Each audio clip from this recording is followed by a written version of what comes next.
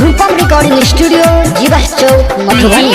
Arman DJ Arman mix by Rupam Singh. मैया शारद के मन मोहला चलो कल जोर पूजा करैला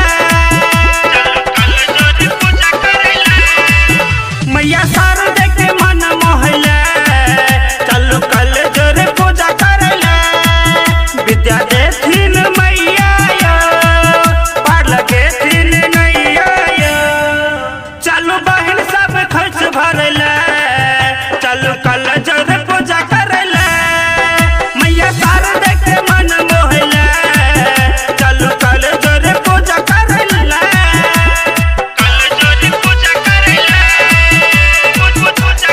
mix by Rupam Singh.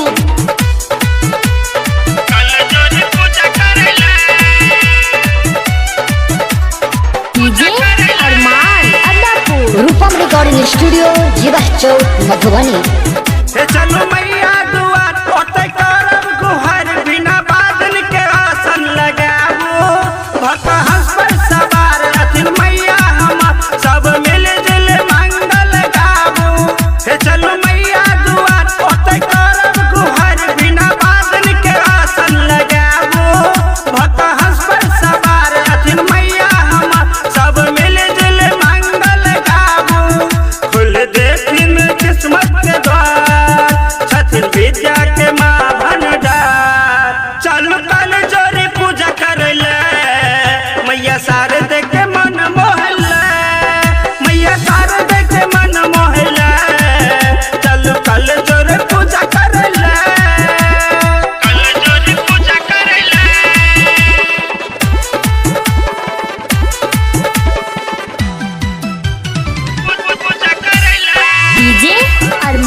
DJ Arman Rupam recording studio Jiva Chowk Madhubani.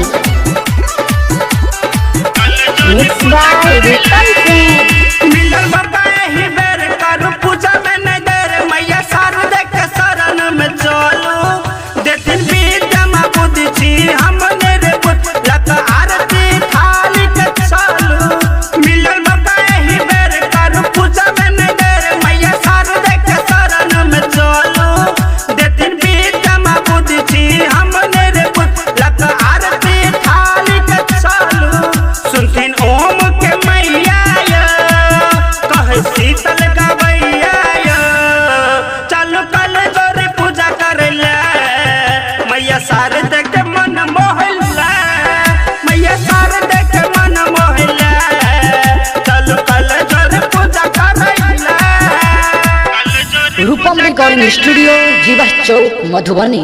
Mobile number 91 10 96 36।